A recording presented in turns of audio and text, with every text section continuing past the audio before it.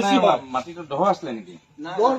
মছজিদ আছিলে সেইটো ভাঙি আচ্ছা আচ্ছা আচ্ছা তাত আছে যিটো মছজিদত আপুনি বহিছে হয় সেই মছজিদখন ভাঙি পেলাই ডাঙৰ লাগে এতিয়া ডাঙৰকৈ বনাইছে। ওকে ওকে এইটো তিনিতলা ফাউণ্ডেশ্যনৰ হেৰি ইষ্টিমেট লোৱা হৈছে। আচ্ছা তিনতলা তিনিতলা ছাৰ আচ্ছা কাম কেতিয়াৰ পৰা আৰম্ভ হ'ল? যোৱা ৰোজাৰ আগৰ পৰা যোৱা ৰজাৰ পৰা ওকে ছাৰ ইয়াত ৰাইজৰ দান ৰাইজৰ দান ছাৰ ইয়াত মাহে মাহে জলচা হয় যে মানুহ বেছি হয় সেইটো কাৰণে এইটো ডাঙৰ কৰা হৈছে।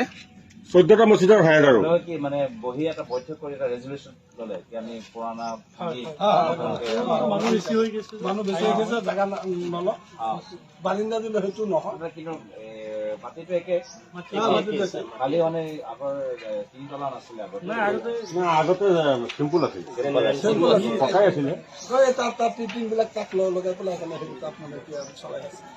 এতিয়া থাৰ্ড ফ্ল'ৰৰ হেৰি এটা ইষ্টিমেট লোৱা হৈছে। ফাৰ্ষ্ট ফ্ল'ৰটো আগত হ'ব পিছত লাহে লাহে পইচাও